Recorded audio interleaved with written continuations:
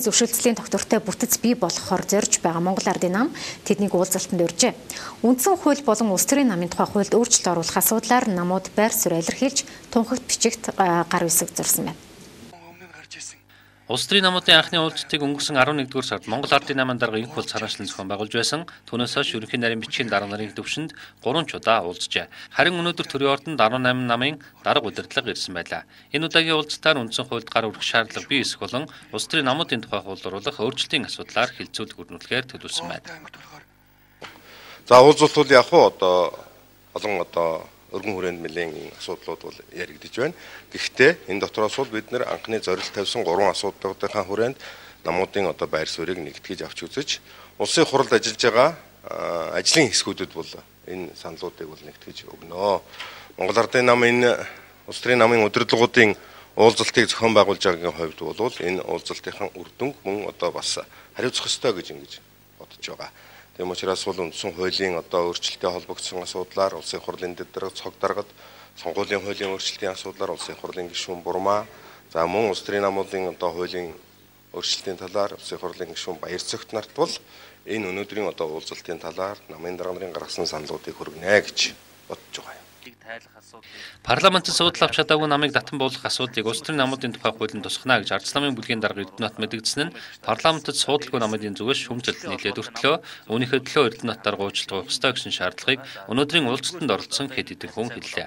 Мөн зандлчлах гэсэн зүйл ангаар 22 жилийн яс сонссон мөнх хоёр нарын асуудал уулзалтын нэг сэдэв болон хувирсан ногоо намынхан энэ талаар мэдэгдэл хийсэн бол иргэний хөдөлгөөний намын төлөө үлцаанаа мөнх хоёрыг эрүүгийн буруу зүйл залт хэрэглэн захиалгатаагаар ялсан гэж үзэж байгаагаа хэлээд амжлаа.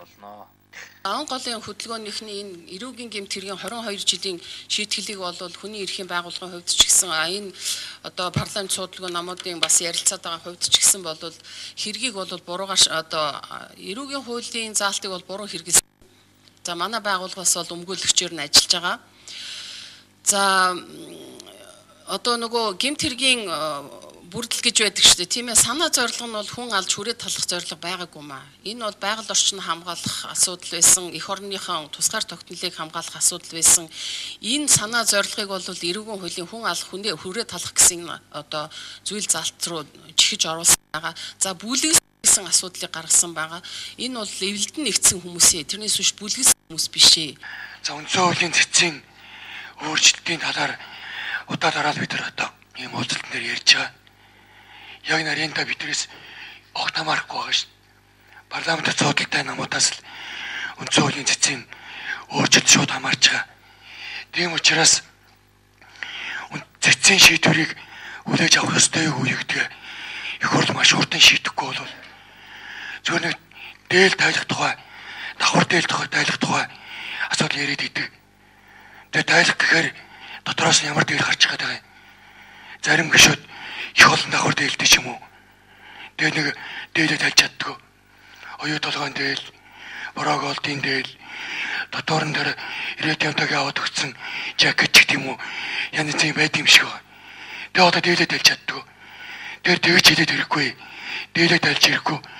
Зөвхөн цэцгийн шийдвэрийг хүлээж аваад хэлцээ гэдэг ийм хууль зүйн нэр томьёогоор ярихгүй бол үндсэн хуулийн өөрчлөлтийг өөрчлөхгүй тул зориуд нэг дээл тайлах тухай яриа болгож ингэж марцгаанч цэцгийн шийдвэрийг биелүүлэхгүй даачинсан байдлаар ингэ яваад байна шүү дээ. Би энэ үндсэн хуулийг бол шилжилтийн үед үүрэг гүйцэтгэсэн үндсэн хуулиа үүрэг ихтэй маш муу гүйцэтгэсэн үндсэн хууль гэж үздэг.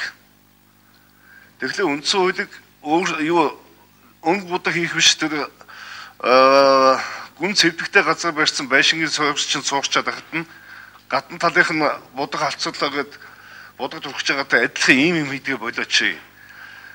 Үндсэн хуулинд бид ерөөсөө анханасаа буруу тавьчихсан. Эхлээ үндсэн хуулийн анхны залт бол хүний эрх хэрэгчлөө арчлал гэдэг юм л томхолж тэрийг суулгасан юм шүү дээ. Гэтэл Монгол төрийн уламжлалт, төрийн байгууламжийн юу ч юм бол эхлээ газар нутгийн яваад асуудлаа ярьдаг. Хоёрдугаарт хүний асуудал ярьдаг. Гуравдугаарт нь эдийн засаг бус асуудлууд нь явдаг. Ийм дэг жаягтай байх хэрэгтэй юм. Эннээс эхлээ үндсэн хуулиа бид бас бүр концепцээр өөрчлөх асуудлаа ярих хэрэгтэй юм. Мөн ялгаа байхгүй улс төрийн намын тухай хуулийн дээр. Улс төрийн намын тухай хуулийг бас өнгө будах хийгээд ингээ косметик заслыг дуусгах гэдэг. одоо ялсан нам нь одоо өөрсдийнхөө тэгээ хүсэл шуналыг тулгадаг тийм л юм лөө бид явах гэдэг нь шүү дээ. Үнэхээр Монгол Ардын нам энэ асуудлыг, энэ уулзалтыг нэлээд ажил хэрэгч байдлаар зохион байгуулах ёстой юм шиг байна. Тэгэхгүй одоо яг үнэндээ эхний уулзалтын зар намайг дархан руу ажиллаар явж хахад утсаар ирсэн. Өчигдөр бол орой ажилд харж байхад ийм ганц хуудас ийм урилга ирсэн. Тэгээ энэ дээр нь бол ямар ч одоо хилцэх асуудал энэ төр байхгүй. Хэрвээ бид нар өнөөдөр Монгол улсад улс төрийн соёлыг төлөвшүүлж байгаа, төлөвшүүлэхийн төлөө явж байгаа улс төрийн намууд тэдний удирдлага дарга нар юм бол зөвшөлдөх уулзалтанд ирэхдээ уулзалтаар юу ярих? Тэр асуудлаар тэр намын дарга өөрөө шийдвэр гаргадаг хүн биш шүү дээ. Намын зөвлөдөх зөвлөл одоо ямар удирдах байгууллага байдгийг тэр байгууллагаараа энэ асуудалд ямар байр суурьтай оролцох вэ гэдэг хамтын шийдвэрээ ярьж хэлэлцээд энэ дээр ажил хэрэгт саналтай орж ирэх ёстой байсан болов уу гэж бодож. Өнөөдөр энэ хэлцэж байгаа асуудлаар ажил хэрэгт санал тавьж байгаа нэг ч намын даргыг би харамсалтай одоогоор сонсохгүй байна. Би бол одоо жишээлбэл намын өмнөөс шийдвэр гаргадаг хүн биш. Дээрэс нь Монгол улсын манай намын дарга одоо элдвэр хилүүлж шүүмжлүүлж байгаа ч энэ бол Монгол улсын ерөнхий сайд. Энэ хүний ажлын төлөвлөгөө 7 хоногор гардаг.